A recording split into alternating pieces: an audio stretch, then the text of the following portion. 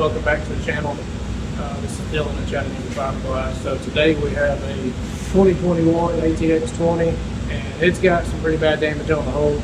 As you can see, I'm holding the board here. One of the boards had just broke clean off. The trailer, pretty much what happened is that they're backing the trailer down. I don't know, something snagged it, called it, something bad happened. So it literally just broke it off, and if there's no board there, that all there is part of the metal frame on the trailer, and it had just snagged the boat as it got backed off the trailer. So we're just going to fix it. Take you guys along with me and just watch the process. Please don't forget to like and subscribe to my channel. It's a pretty difficult niche to get into. You don't see a whole bunch of like marine fiberglass repair on YouTube at all. So I'm trying to grow. We're trying to grow the channel. So yeah, just stay tuned. So all the green and yellow tape, it's just going to be for the insurance company. They do measurements and stuff, but here we go. You can see that's a pretty deep gouge. And I believe how these boats are built, if I'm not mistaken, there's another layer. There's like a barrier coat underneath this layer of fiberglass, and then there's more fiberglass. I could be wrong though. I know some Yamaha boats are like that. But yeah, this thing keeps going. And then these are all the scratches. And then the opposite side, it's about the same. And the scratches, they just keep going on down there. So this is a very challenging color to get a blend on. Thankfully it is below the water line. So we're just gonna see how it turns out. We're gonna tint some gel coat and go from there. So something I forgot to mention is that I'm actually going to be plasticking this entire boat because, I mean, I'm not trying to get it dirty. It's a beautiful boat. So I'm about to just plastic over the entire boat. That way no fiberglass or sanding materials get on the upholstery or whatnot. Even though it's got a cover on it, just going to take the extra precaution.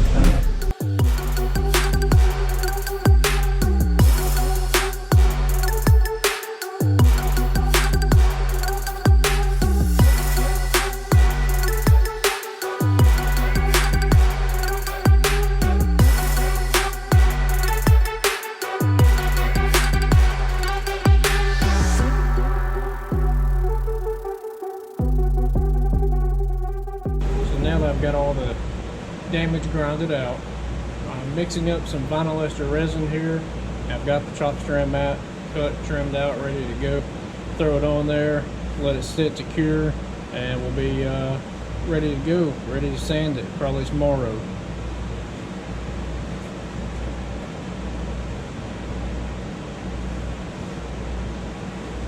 Almost forgot to add the hardener. I prefer vinyl ester resin over polyester resin because it's that in between for polyester and epoxy resin.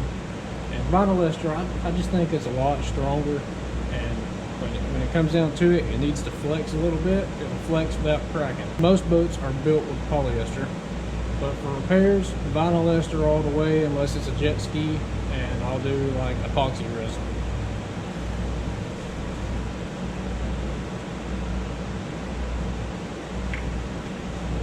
Want it black or too dark brown because you'll fry it, but it's about 60 degrees in the shop, so I'm kicking this off probably right at 2%.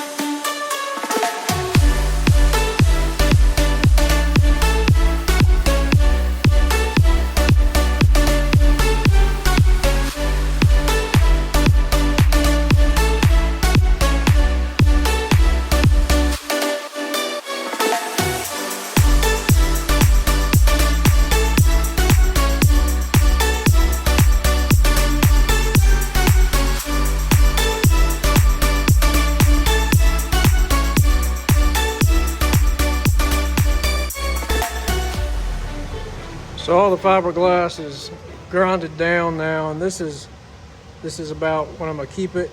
All I'm gonna come through here and do now is some fairing compound to fill in all these little tiny pits and craters, and then touch up this edge. And yeah, now I'll wait for that to cure, come back, block it out, and then probably start getting some of these scratches out of here before I spray gel coat.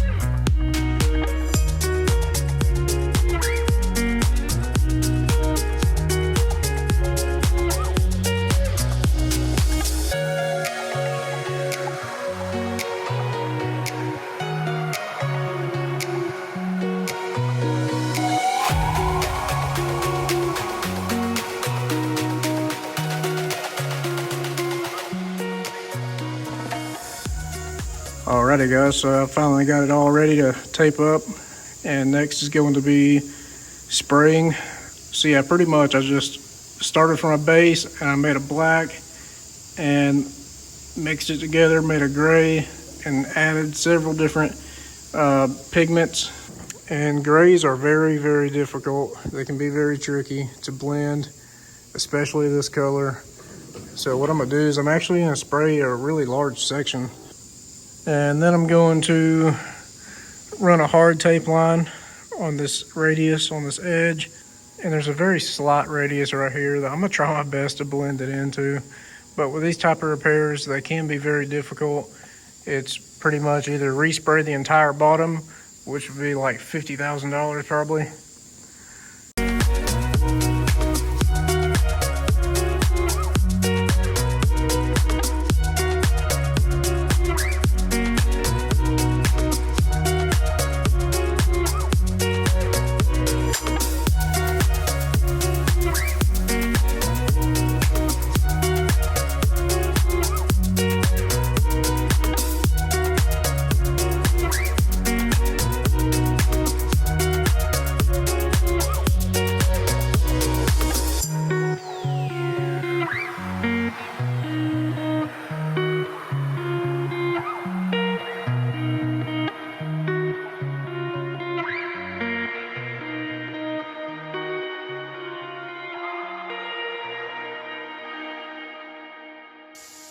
What's going on, guys? So it's been a few days and I had to get the holidays taken care of. So we're gonna be back on this project here on this ATX repair. So after grinding all the damage out and then glassing everything up, a new laminate in vinyl ester resin, I grinded it all, sanded it, shaped it, and so far right now what I have is pretty much just some guide coat on there, just to kind of go over a little bit more, final shape, final prep. And then I'm gonna sand the area that I need to sand to prep it for gel coat. So I actually ordered gel coat for this boat, but it was so off, it was insane. So I just kind of made my own color of the gel coat. And I've got probably 12 hours of tinting gel coat into this boat.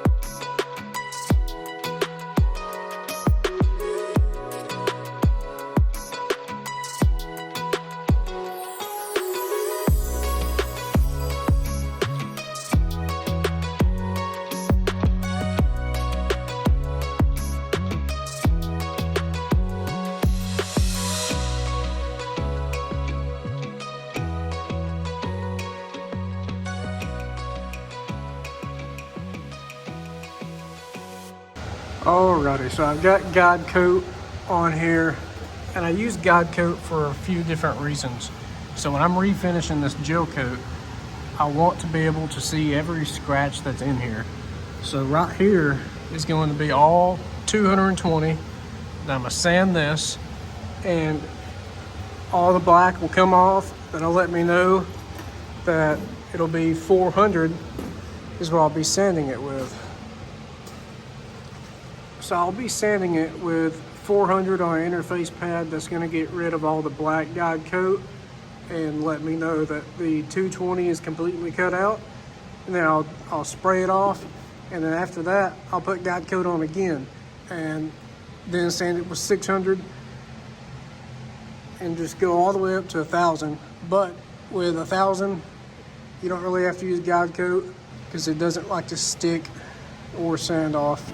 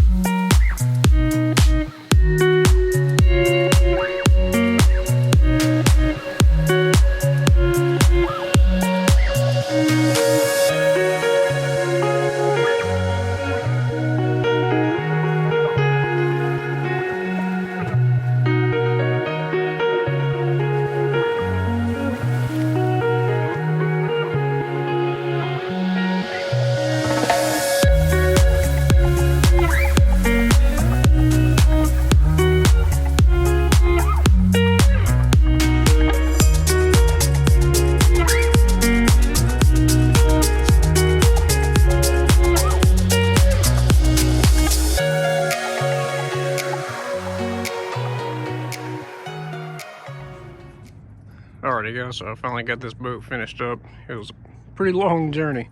The gel coat wasn't really do any favors for me, and I had to probably re-tint it twice. But the second time didn't take like 16 hours. It actually took me maybe, I don't know, probably 4 or 5 hours.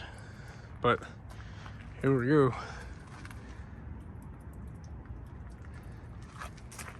Do a little walk around. Just got out of the shop, sprayed it down. Even though I had it mostly covered with plastic, it was still pretty dusty. And also this trailer got fixed. It was mangled up, but a friend of mine that knows how to fabricate, he actually bent the cross member back, fixed it, heated it up, welded it, and it looks perfect. So yeah, here we are.